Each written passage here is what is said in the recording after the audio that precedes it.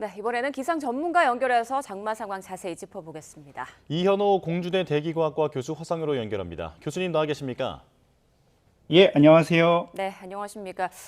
지금 중부지방에 강한 비가 내리고 있고 내일까지 전국 곳곳에 많은 비가 온다고 하던데요. 특히 어느 지역에 얼마나 많은 비가 내릴까요? 예, 현재 오늘하고 내일 내리는 비의 형태를 봤을 때 가장 많은 비가 내릴 곳으로 예상되는 지역은 대전, 세종, 충남, 그리고 전북 지역입니다. 한 80에서 많은 곳은 150mm 정도 예상되고 있고요. 그다음 이제 수도권, 그다음에 강원도, 그다음 많은 곳이 이제 경상도, 그다음 이제 광주, 전남, 요 정도 순으로 이제 비가 올 것으로 예상이 되고 있습니다. 예, 이번 장마를 보면 지역마다 강수량 예보 차이가 크던데요. 어떤 이유 때문일까요? 예, 말씀해 주신 것처럼 가장 많은 비가 올 곳은 뭐 100mm 이상이 예보되기도 하고 적은 곳은 한 10mm 정도만 예보되기도 하는데요. 뭐 여러 가지 이유가 있지만 현재 오늘 우리나라를 지나가는 강수 구름이 마치 그 문장 부호의 쉼표처럼 생겼습니다. 그래서 기상학에서 이제 컴마 클라우드라고 부르기도 하는데 그 이제 그 쉼표의 머리 부분은 현재 지금 만주 지역, 그러니까 굉장히 북쪽이죠. 거기를 지나가고 있고 그 쉼표의 꼬리가 우리나라를 지나가고 있습니다. 그러면서 이제 이 꼬리는 굉장히 얇고 국지적으로 강한 성질을 띠고 있기 때문에 이것이 이제 어디를 지나가느냐에 따라서 강수량의 편차가 크다고 말씀드릴 수 있겠습니다. 네. 최근 비가 내리는 걸 보면 좁은 지역에 짧은 시간 아주 강한 비가 쏟아지는 좀 국지성 호우 양상을 보이던데요. 어떤 특별한 이유가 있을까요?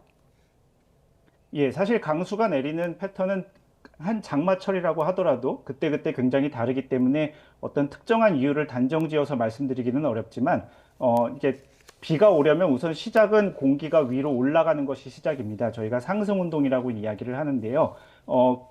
공기가 올라가는 이유는 굉장히 많은데, 만약에 이렇게 공기가 좀 뜨거워져서 열적으로 올라가는 경우에는 지금처럼 이렇게 굉장히 국지적으로 강한 비가 내릴 수 있는 그런 조건이 형성될 때가 많습니다. 예. 이번 장마가 역대 세 번째로 늦은 장마라고 하는데 이런 특징이 지금 비가 오는 그런 양상에도 영향을 주고 있는 겁니까?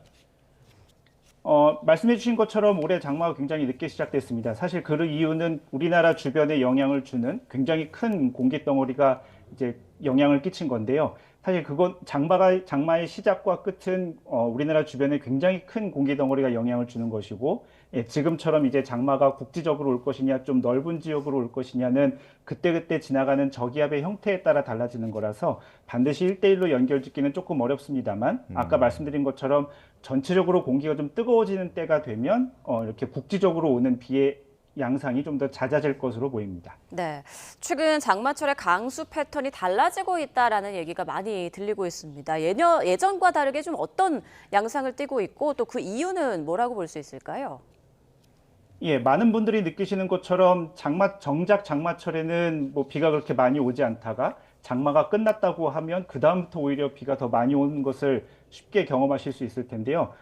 우리나라가 한 100년 정도 비를 관측한 기록이 있는데, 그 기록을 보면 실제로 장마가 보통 저희가 7월 중하순 정도면 끝나는데 평균적으로. 근데 이제 장마가 종료된 후에 8월 중순부터 오히려 더 많은 비가 오는 경향이 있습니다. 뭐 그 이유를 하나 두 개로 반드시 이렇게 꼽아서 말씀드리기는 어렵겠지만, 이제 우리나라가 전반적으로 뜨거워지면서 이렇게 국지성 호우가 늘어나게 되면서 이렇게 강수 패턴이 조금씩 바뀌게 되는 요인 중에 하나로 보이고 있습니다. 예.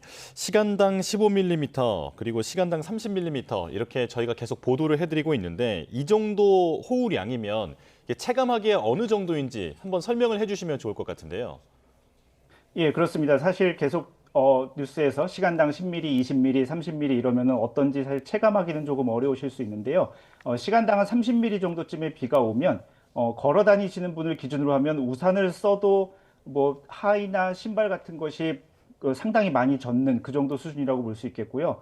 운전하시는 분을 기준으로 들면은 와이퍼를 최대로 작동했는데도 시야가 잘 확보가 안 되는 경우가 많이 있습니다. 그래서 좀 이거 좀 위험한 게 아닌가라고 느낄 수 있는 굉장히 강한 비의 양이라고 할 수 있겠습니다. 네, 장마가 시작된 가운데 현재 9호 태풍 바비가 발생해 중국으로 향하고 있는 것으로 알려지고 있습니다. 우리나라로 오지 않더라도 좀 간접적인 영향이 있을 것 같은데 어떻습니까?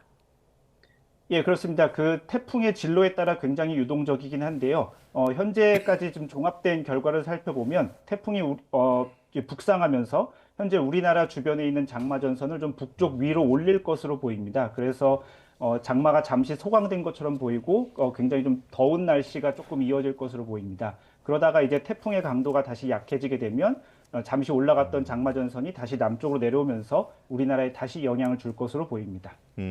바람은 아니더라도 수증기가 공급되니까 한반도에 더 많은 비가 올 가능성도 있겠군요. 예, 그렇습니다. 이제 태풍의 위치에 따라 다른데요. 태풍이 좀 우리나라 쪽에 가깝게 붙어서 오는 경우에는 수증기가 장마 전선에 실제로 많이 공급되는 경우가 있습니다. 그런데 현재까지의 자료만 종합해 보면 태풍이 조금 우리나라에서 조금 먼 쪽으로 이동하게 되면서 장마 전선을 강화시키기는 조금 어렵지만 태풍의 진로가 유동적이기 때문에 관련된 가능성을 살펴보아야 합니다. 네. 자, 이렇게 장마비가 오는 와중에도 뭐 낮에는 폭염이 이어지고 밤에는 열대야가 나타나는 것도 지금 보이고 있습니다. 올해 그 열대야 주의보가 신설됐다고 하던데 열대야 주의보까지 발효될 가능성이 있을까요?